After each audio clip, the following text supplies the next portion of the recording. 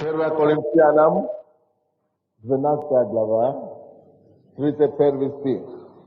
Ревнуйте Адарак Башир, и я покажу вам путь еще превосходнейший.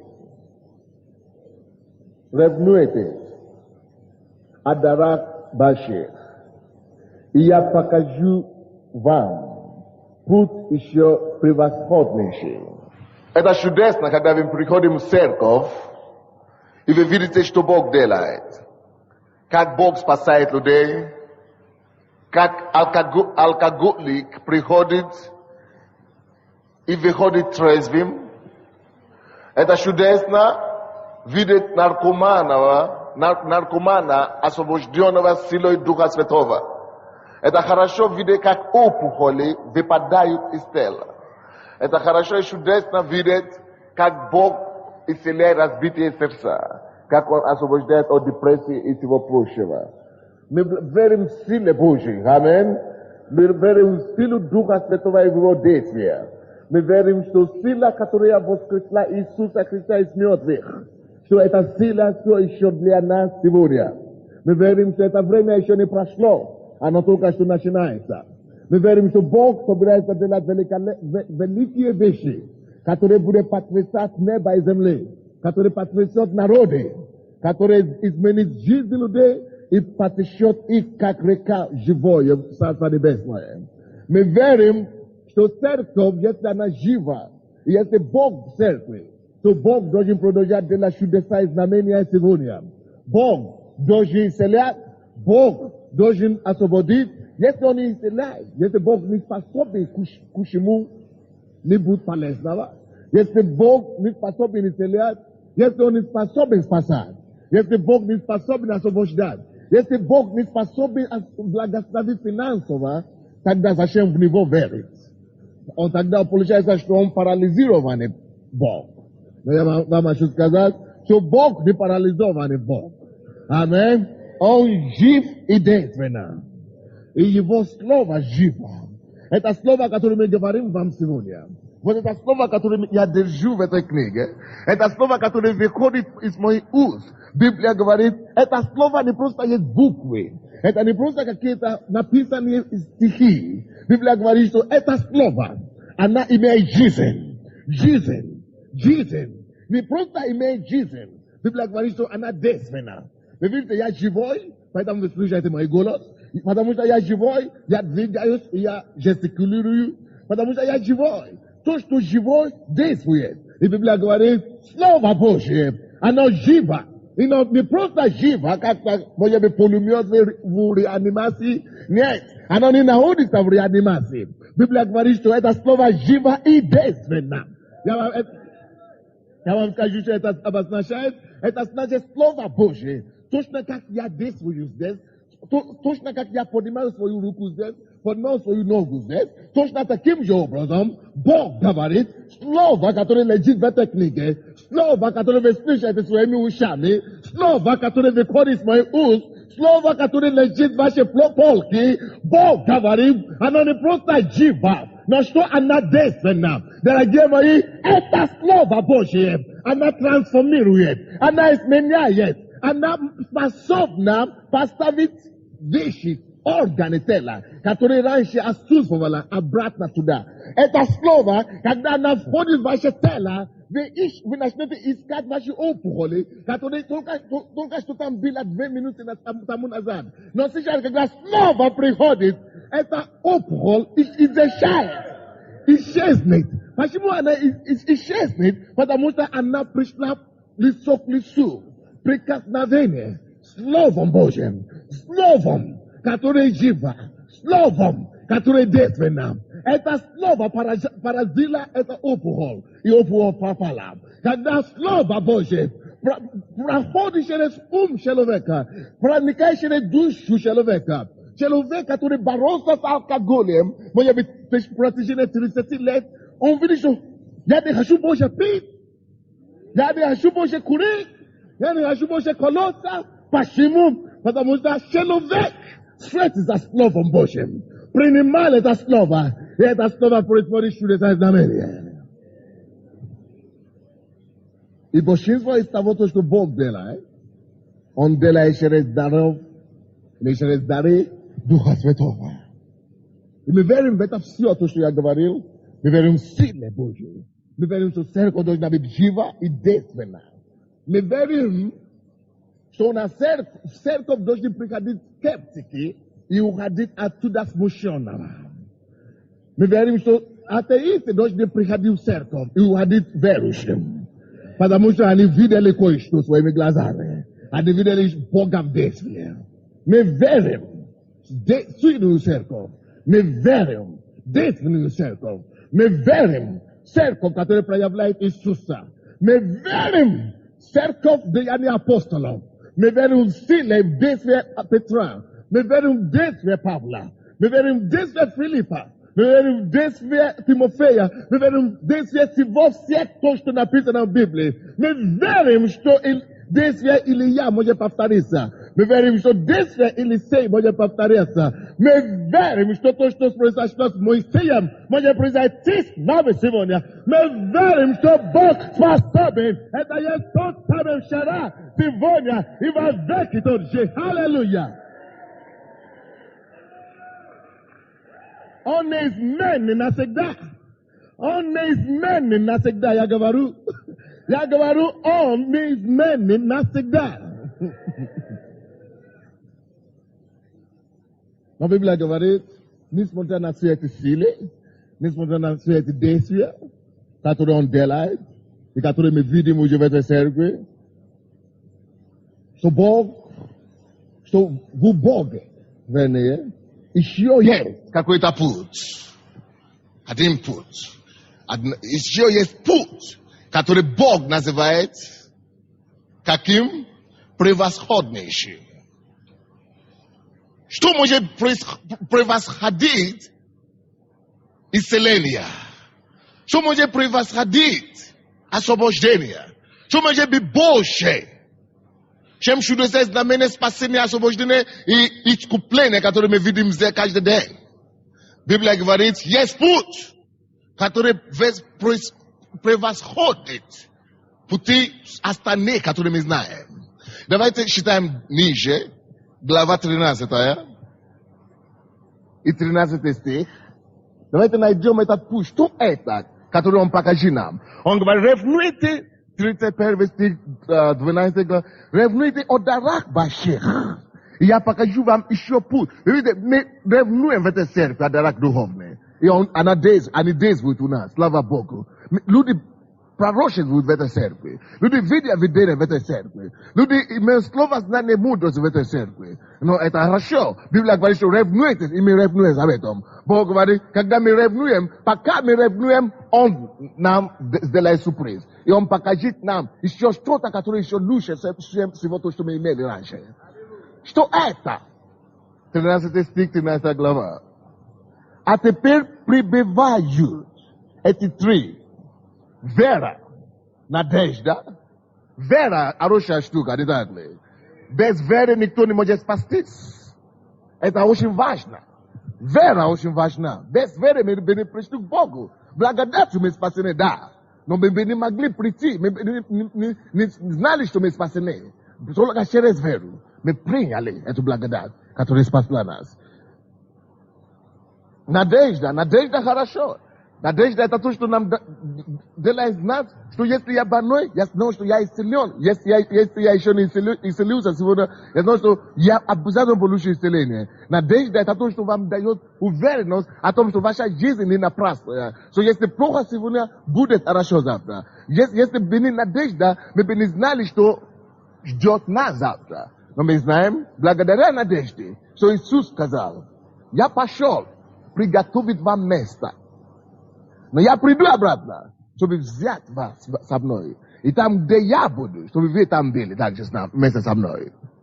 Это благодаря надежде. Но Библия говорит, что кроме веры и надежды, что есть что-то, которое важнее, чем их обои. Это вера. Это любовь. Любовь. Библия говорит, 13 стих, а теперь прибывает эти три, вера, надежда, любовь, но любовь из них больше. Поэтому сегодня я говорю о любви. Видите, мы в домашней группе рассматриваем любовь, тему любовь. Мы говорим часто о любви. Но я сегодня хочу говорить о другой любви. Часто мы говорим о любви, которую мы имеем к своему соседу. Но дело в том, что это не первая заповедь. Первая заповедь гласит по-другому. Да, там тоже есть слово любовь, но это не любовь к ближнему только. Но есть любовь, которая превыше всякой любви. Есть любовь, о которой Бог говорит и называет его путь превосходнейший. И целая глава посвящена этому. Есть любовь, которая так важна, что Библия даже это называет характером Бога. 1 Иоанна 4:8. Библия говорит, кто любит, тот от Бога. Кто не любит, то вообще Бога не знает. Потому что Бог есть любовь. Здесь Бог есть любовь.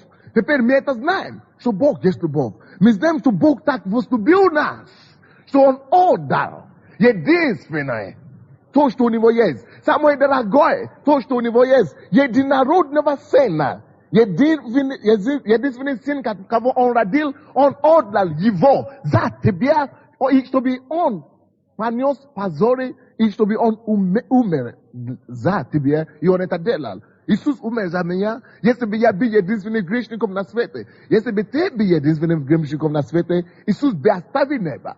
Он бы оставил все богатство там, Он бы пришел на землю, чтобы тебя найти, чтобы тебя вывести из ада, чтобы тебя оторвать от мира сего, чтобы тебя спасти от суеты, чтобы тебя очистить от грехов, чтобы тебя спасти и отнести тебя в Царство Небесное. Если бы ты был единственным, Иисус это бы сделал для тебя. Если бы никого на свете нету, кроме тебя, Иисус бы пришел, и Он бы пошел, и висился на крест, чтобы ты был спасен. Поэтому настолько Бог тебя любит, настолько Он тебя любит, насколько Он тебя любит, Он влюблен в тебя полностью. Он думает о тебе каждый день. Ты спишь, но Он вообще не спит. Только чтобы охранять тебя. Ты отдыхаешь, Он вообще только смотрит на тебя. Его глаза даже не мигают. Благодаря тебя. Вы любите ваши детей, но вы ложите их спать, и вы тоже спите в другой постели, потому что ваша тела не видишь. Но Бог любит вас только, что Он не может ложиться спать. Он наблюдает за вами все время. Насколько Он вас любит.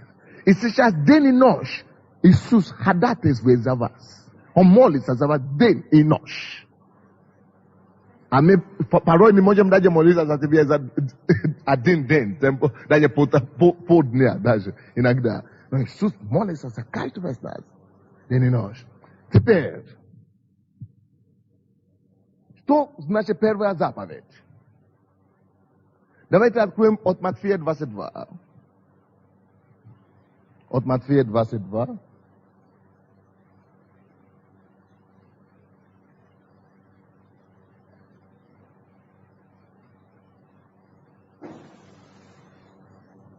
С 36 стиха по 38 стихи. 36 по 38. Слушайте внимательно. Очень важная проповедь сегодня. Учитель, какая наибольшая заповедь в законе? Учитель, какая наибольшая заповедь в законе? Иисус сказал ему, возлюби Бога, Господа Бога твоего, всем сердцем твоим, и всей душой твоей, и всем разумением твоим. Это первая и наибольшая заповедь. Вторая же подобная. Возлюби ближнего твоего, как самого себя. Почему Иисус называет первую заповедь наибольшая заповедь и первая заповедь? Возлюби Бога. Потому что есть разница между возлюби ближнего и возлюби Бога. Вы видите, когда, давайте начнем со второго. Возлюби ближнего, Библия говорит, как самого себя. Правда? За это не надо, стараться слишком много. Но Бог говорит, возлюби Бога не как самого себя, не как ближнего. Mnogi iz nas, my даже любим ближнего. Ближнего значит человека. Многие из нас, мы любим и мы влюбляемся в человека сегодня, больше, чем в Бога. Есть многие из вас, которые здесь сегодня, и вы любите ваших детей больше, чем Бога. Вы ходите в церковь, и вы очень посвящены этой церкви, но вы нарушаете самую первую заповедь. Есть многие из вас сегодня, которые ходят сюда сегодня, и вы любите вашего мужа или жену больше, чем Бога, который создал эту жену для вас, который дал вам эти детей.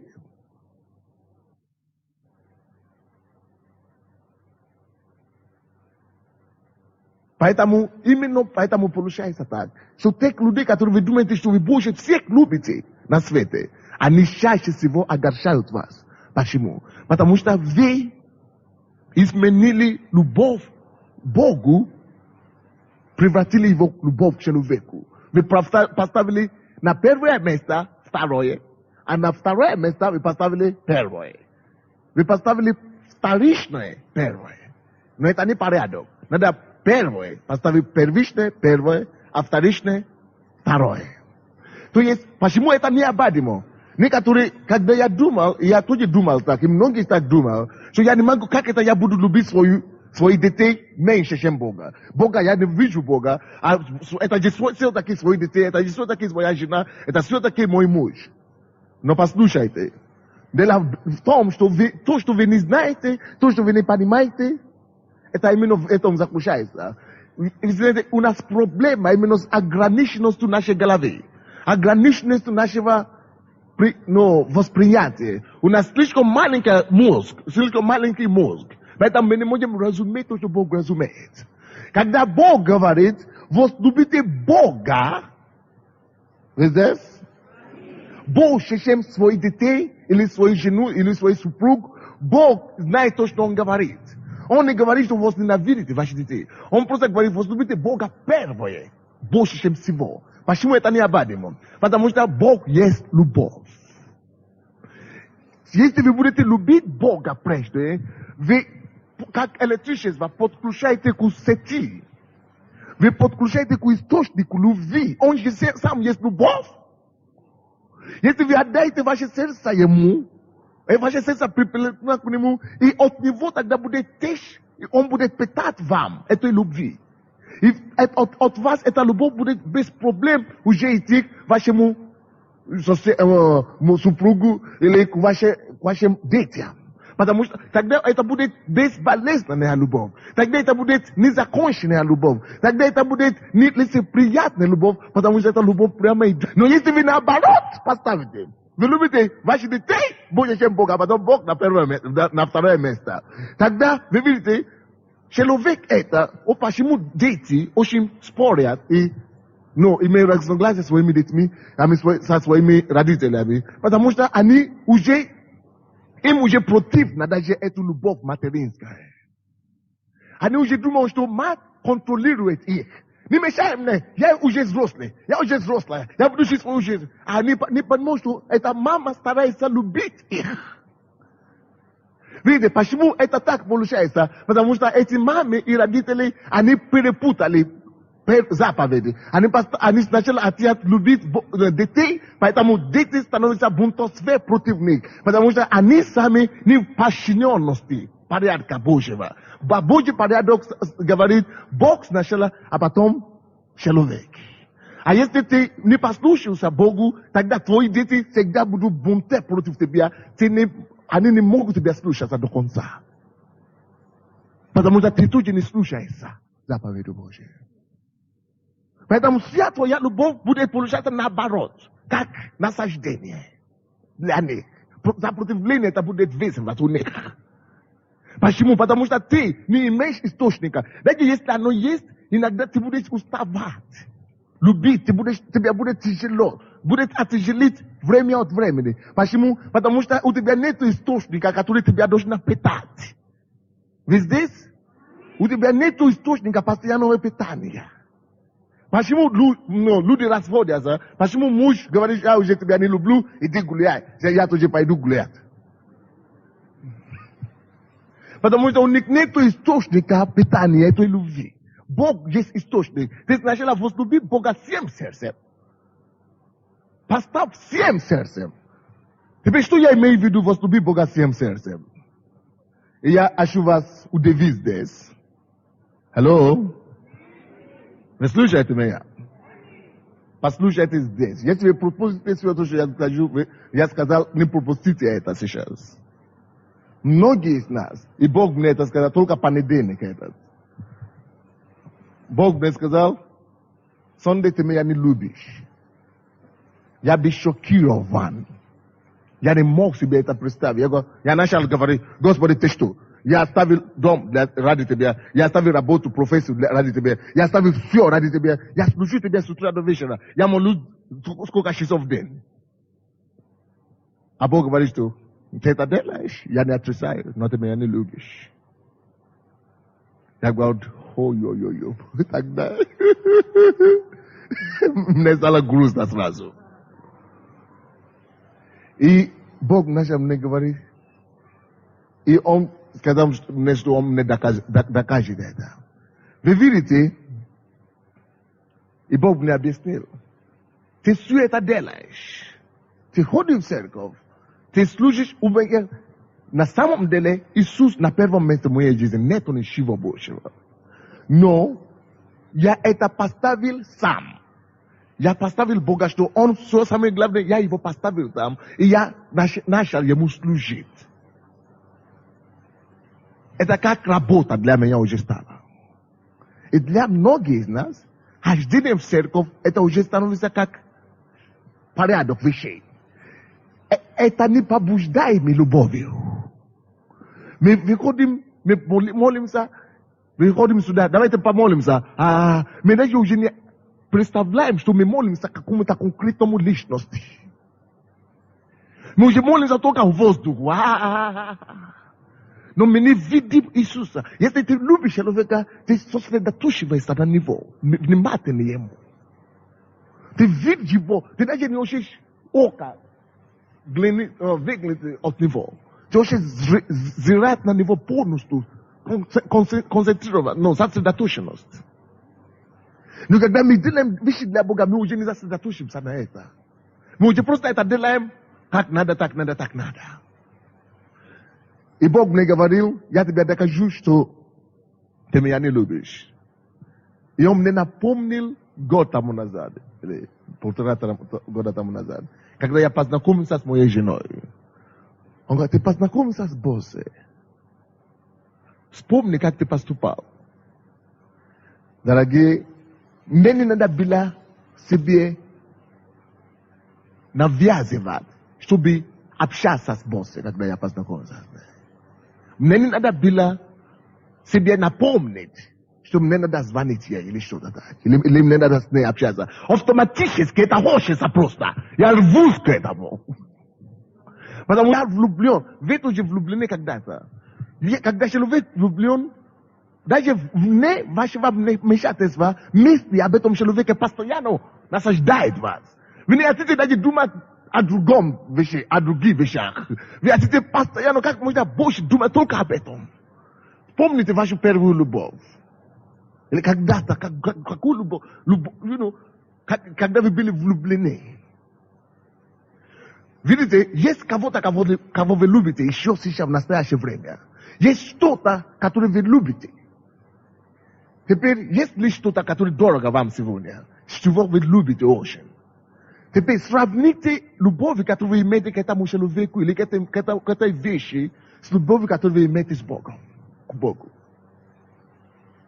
Вы можете обнаружить, что Бог в вашей жизни уже стал как господин какой-то, как памятник, которому вы идете и делаете обряды какие-то и переходите. Но в основное время вы занимаетесь своим любимым делом. И Бог мне сказал, любовь — это общение. А я говорю, ну я же общаюсь с тобой, я же молюсь. А Бог говорит, да, ты превратил общение в слава тебе, Господь, я люблю тебя, Господь, в молитвы, на нечто языка и так далее. Но это не общение, это порядок. Говори так,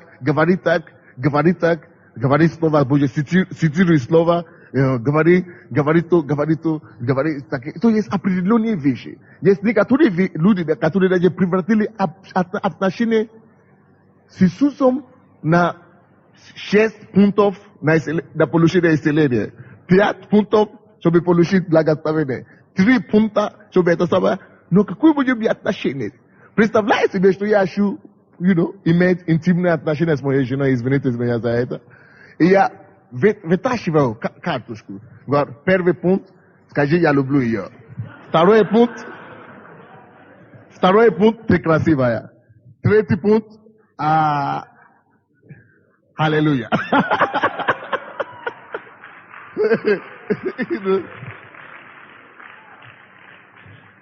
Это кажется смешное, но это очень серьезное дело. На самом деле, именно так мы часто относимся к Богу.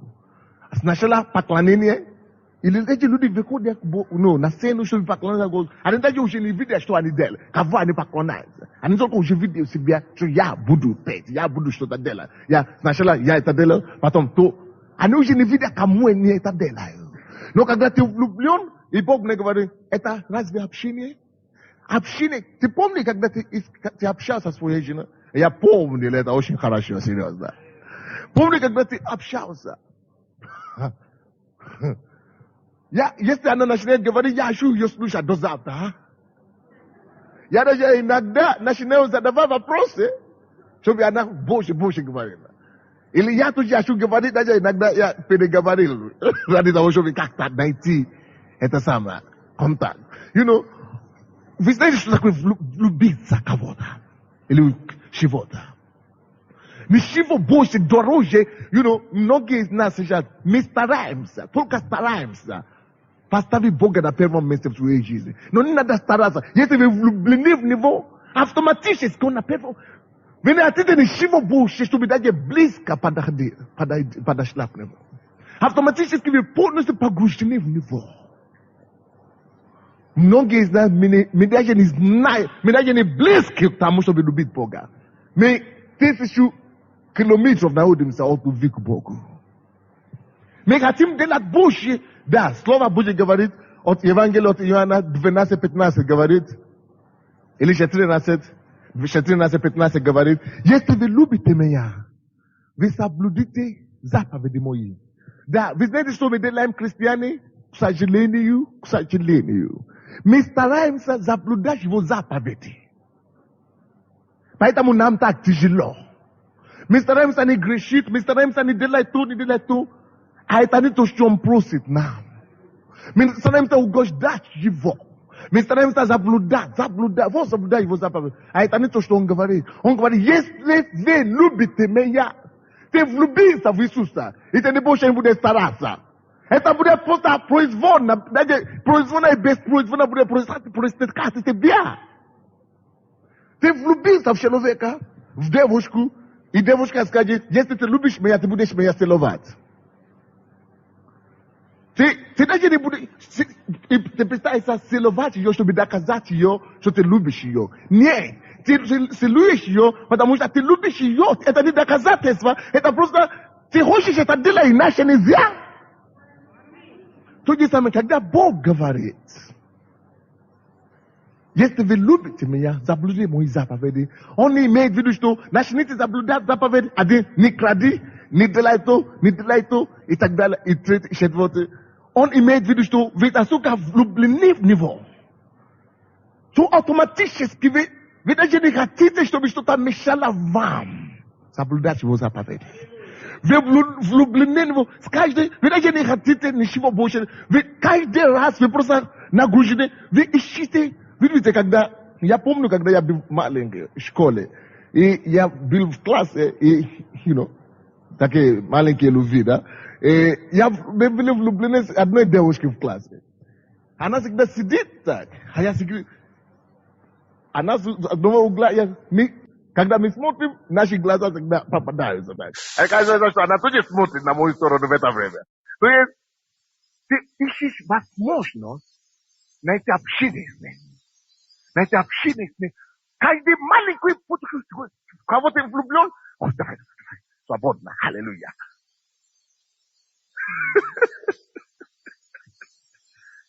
Представляете, что значит влюбиться в кого-то или в чего-то? Но очень часто мы это вообще не понимаем, что нам необходимо любить Бога. Поэтому Иисус говорит здесь. Вы посмотрите, Иисус старался это донести до своих слушателей. Поэтому он старался это разбить в палочки, чтобы вы знали, что это значит. Когда вы влюбляетесь, это всем вашим естеством. Поэтому Иисус говорит здесь, 37 стих, Иисус сказал ему, возлюби Господа Бога своего. Не просто в разуме где-то, не просто где-то в душе. Я верю в Бога в душе. Вы знаете, почему эти люди, которые говорят, я верю в Бога в душе, они не спасены вообще. Они даже Бога не знают. Потому что в душе, где-то там, в душе, далеко где-то. А Бог есть конкретно живой личность, который с вами, очень ходит. Поэтому Иисус говорит, возлюби Господа Бога своего всем сердцем. Дорогие мои, всем сердцем. Всей душою. Всем разумением твоим. Это параобраз, когда мы влюбляемся. Всем естеством. Влюбись в Иисуса. Многие из вас, вы ищете мужей, вы ищете жены. Это не то, что вам надо. Это потому что вы еще не влюблены в Иисуса. Это потому что вы просто умом служите Иисуса. Вы просто действием служите Иисуса. А Он с вами всегда рядом. Он очень общается с вами. Вы знаете, что такое влюбиться? Влюбитесь в Иисуса. Любите Его сердце, Бог говорит. Если вы будете так любить Иисуса, не будет сухости в вашей жизни Божьей. Вам не будет тяжело служить Богу. Вам не будет тяжело иметь победоносную христианскую жизнь. Победа всегда. Не будет тяжело, чтобы Бог отвечал на ваши проблемы, на ваши вопросы, на ваши молитвы. Потому что вы общаетесь с Ним каждый раз. Вы влюблены в Него, в ваше сердце, в Его сердце. Вы каждый месяц только о Нем. Вы ходите, вы вспоминаете о Нем. Вы разговариваете с Ним. Вы общаетесь с Ним. Не просто говорите, о, Дух Святой, аллилуйя. Скажи мне что. О, ты здесь? Привет, Дух Святой. Доброе утро, Дух Святой. Как порядок такие. Доброе утро, Дух Святой. Нет, просто знаешь, что Он там. И общается с Ним просто как естественно. И когда ты это делаешь, ты же вообще не с ним всегда, он это знает. И когда ты молишься и просишь что-то за себя, он сразу тебя слушает. И вы знаете, с этого времени, когда Бог мне это сказал, я начал чувствовать, я начал слышать голос Божий, чем когда-то. Я начал, просто моя жизнь изменилась за эту неделю. И давайте откроем одно место Писания. Песни.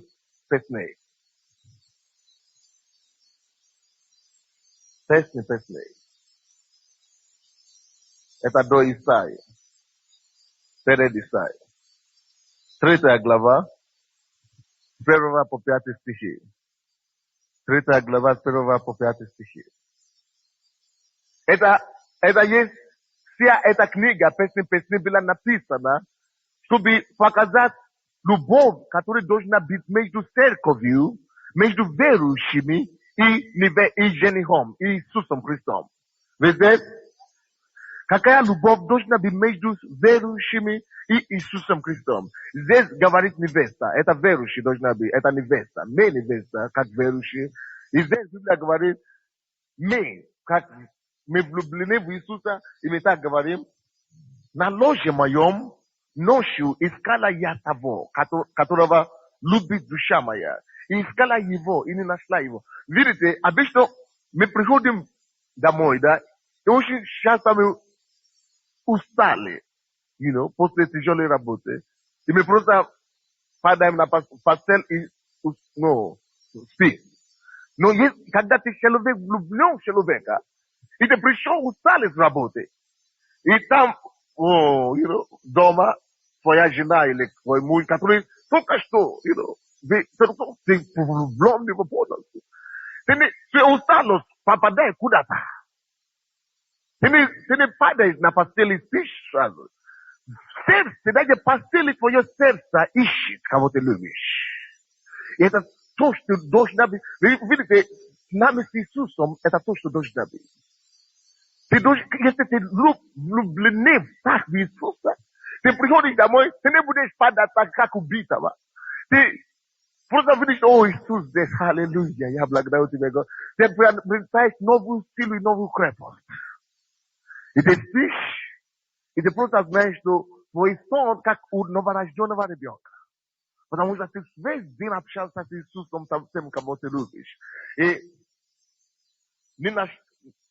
искала его, и не нашла его. Второй стих.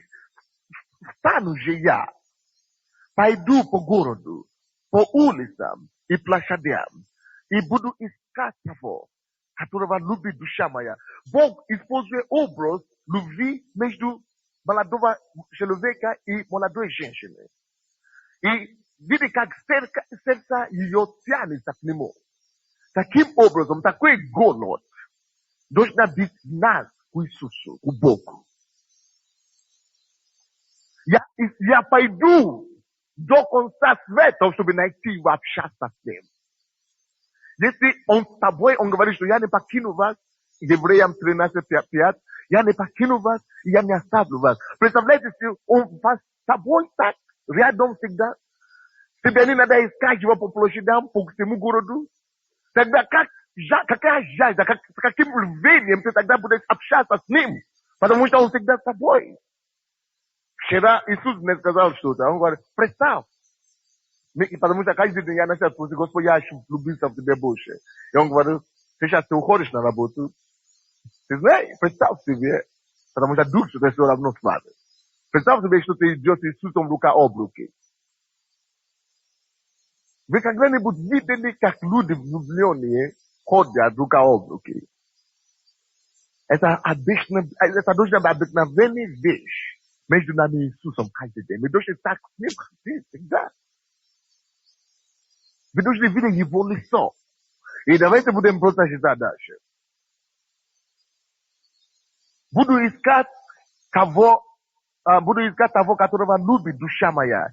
Искала я его и нашла его. 3 стих. Встретили меня стражи, обходящий город. Не видели ли вы того, которого любит душа моя? Не видели ли вы того, кого любит душа моя? Видите, когда вы любите Иисуса, вам не тяжело свидетельствовать другим, рассказывать другим о нем. Hello? Вам не тяжело. Знаете, я помню, когда я ходил с моей женой, когда она еще не была моей женой, тогда, кого в любом обществе, в любом кругу, я ищу возможность сказать, это моя будущая жена. Кого вы любите на самом деле? Вы хотите всем рассказать. Вы влюблены. Всем, вы весь погружены в это. Дорогие мои, давайте будем любить Иисуса. Давайте будем выполнять это. Если единственное, это есть единственная вещь, которую вы делаете на свете. Все остальное получится. Это потому что это есть первая и наиважнейшая заповедь. Любить Бога всем сердцем. Многие говорят, что они любят Бога. А потом включается в телевизор, и там Роза Мария идет. Или как это у вас? Как это? Роза Мария, да? Что там идет сейчас? Она же Санта-Барбара идет. И вы включаете, хорошо, я потом Библию прочту. Я потом помолюсь. Это сразу показывается, кого они больше любят. Они больше любят Дику Марию или Чем Иисуса. Или Санта-Барбару больше любят, чем Иисуса.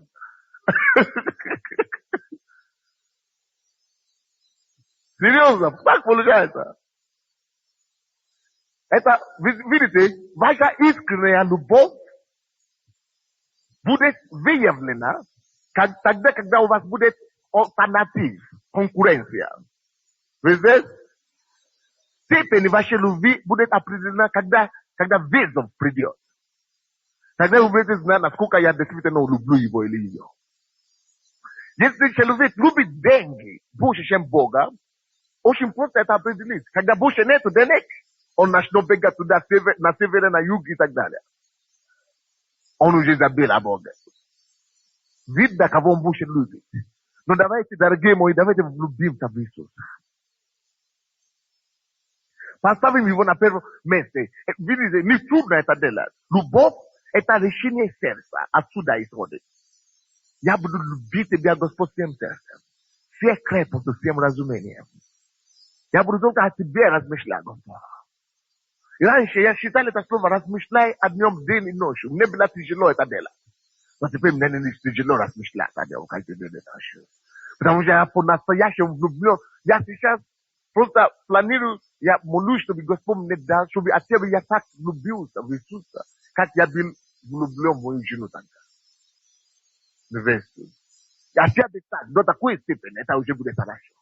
А Бог говорит, чтобы мы любили Иисуса еще больше. Давайте будем читать дальше. 4 стих. Но едва я отошла от ней, как нашла того, которого любит душа моя, ухватилась за него и не упустила его. Видите, каким образом мы должны ухватиться за Иисуса? Доколе не привела его в дом матери моей, и во внутренней комнате родителей моей, чтобы его никто не украл. Заклинаю вас, дочери Иерусалимские, перед нами или полевыми ланями. Не будите и не тревожите возлюбленной, доколе ей угодно. Что он старается здесь говорить? Он говорит всем конкурентам, дочери Иерусалимские, не тревожьте мою. Когда вы любите, вы можете говорить мир, вам будет легко прощаться с этим миром. Видите, мир и похоть очи, похоть плоти и гордость житейская всегда мешает нам двигаться с Богом. Но если вы влюблены, это будет решение на ваши проблемы. Это будет решение, вам не надо будет бороться с этим похотью плоти. Вам не надо будет бороться с похотью ушей. У вас есть одна любовь. Иисус достоин такую любовь. Амин. Амин. Представляете себе, что он ходит с ним. Что человек, который не влюблен в Иисуса, если что-то еще дороже из Бога в жизни кого-то, человек еще видит, что пить еще дороже Бога для его жизни, курение еще дороже Бога, прелюбодеяние и какие-то грехов еще дороже Бога, такой человек не может быть членом этой церкви. Это будет жесткий отбор. Я ожидаю, что останется только 300 человек или 500 человек после этого. Но все остальные будут ходить в церковь. Вы будете прихожане, но члены церкви. Перед тот список, который я принесу Богу, каждое утро я буду молиться за членов церкви. И это члены церкви, они будут отобраны очень жестко. И для того они должны влюбиться в Иисуса. И дорогие мои, влюбитесь в Иисуса. Это так просто. Это так просто. Я вам покажу пример того, кто влюблен в Иисуса. К Римлянам. 10 глава.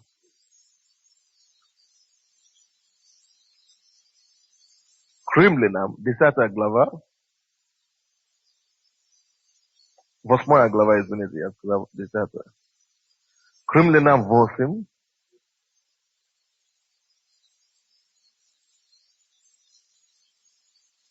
35 стиха. То отлучит нас от любви Божией. Скорбь, или теснота, или гонение, или голод, или нагота, или опасность, или меч. Как написано, за тебя умерщвляют нас всякий день. Считают нас за овец, обреченные на заклание. Но все это преодолеваем силою возлюбившего нас. Теперь, мы знаем, что никто уже не отлучит Бога от любви к нам. Алло, слушайте сюда. Есть разница от того, кто отлучит нас от любви Божьей, и кто отлучит Бога от любви к нам. Его уже никто не отлучит точно от любви к нам, потому что он уже отдал себя полностью за нас. Теперь, Павел спрашивает, он дает Богу его слово. И он говорит, Господь, не просто никто не отлучит тебя от любви ко мне. Но я еще тебе говорю, Господь, что никто Ni atlushit meya otwoye lubi. To atlushit meya otete lubi kwa emu possible emu God for those. To atlushit be uje meya otete lubi. Ya lublom nibo. To te ped atlushit meya otete lubi. Nagata, Teslata, Golot. Luce should meya umeshivliali, should be ya umeral kaistedin.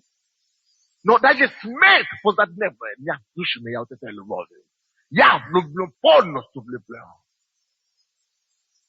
Ya недавно читал какую-то статью в газете. Я видел фотографию молодого человека и молодой девушки. Они покончили жизнь самоубийством. Это. Они повесили вместе, обнятыми так. Только скелет остались после 5 лет. Они так, они влюбились так сильно, их родители запрещали их, потому что девушке было 14 лет, она слишком маленькая, а парню было 18. Но они запретили их, они ушли 3 месяца, они старались встречаться, они могли, но они ушли, они повесили. Видите, человек, люди, которые влюблены в чего-то, они не боятся смерти. Что отлучит меня уже теперь от любви Божьей? Знаете, я это говорил. Знаете, я был готов положить свою жизнь за Бога. Но у меня было бы какое-то сожаление где-то. Было бы тяжело. Но сейчас радость я буду это делать. Я теперь понимаю Стефан. Потому что я влюблен в него. Никто не отлучит меня от него. Я в объятии его.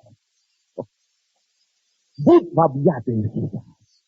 Будь в объятии Иисуса. Люби Бога своего.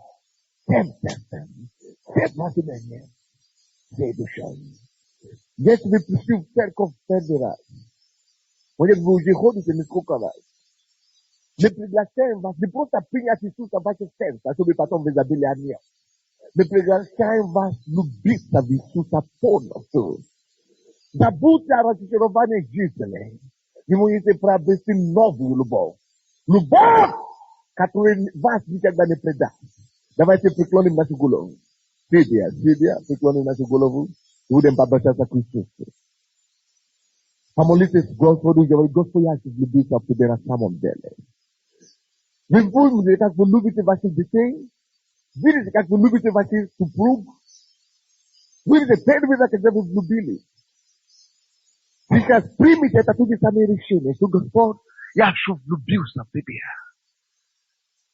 Давайте каждый бы помолимся. Я хочу любить Тебя, Господь. Давайте все мы молимся об этом. Просто скажите Ему, как вы хотите Его любить. Скажите Ему, как вы хотите, чтобы Он был дорог в вашей жизни. Он заполнит каждую пустоту. Я уверяю вас. Он заполнит каждую пустоту. Он уберет каждое давление. Я уверяю вас. Он исцелит каждую болезнь. Я уверяю вас. Просто влюбитесь в Него. Он разрешит любые проблемы и сложности, и трудности. Но сначала отдайте ваши сердца Ему. Любите Иисуса. Любите Бога, Господа вашего всем сердцем, всем разумением. Хотя бы до такой степени, которой вы любите вашу любимую вещь, или вашу любимую дочери, или вашу любимого сына. Хотя бы до этого степени окинуйте себя в этой любви. Окинуйте себя в этой любви. Если вы пришли первый раз, или вы не первый раз, но вы не живете в Боге, покайтесь ваши грехи, расскажите Ему, что Господи простил мне все мои грехи. Расскажите Ему все, чтобы Он простил вам. Расскажите Ему все, что Господь простил мне все мои грехи, и я отныне буду любить Тебя, буду жить для Тебя. Расскажите Ему, чтобы Он все знает все равно, Он знает все ваши грехи. Попросите у Него прощения. Попросите у Него прощения. Попросите у Него прощения. Попросите у Него прощения. Пускай кровь Иисуса омывает вас от всякой недуги, от всякой нечистоты, от всякого греха. Biblia говорит, я не покину вас, и я не оставлю вас. Он сам рядом с тобой сидит. Он стоит рядом с тобой. Он ждет твои объятия. Представляешь себе, что they hold his name рукой области. Он рядом с тобой. Он ждет твои объятия.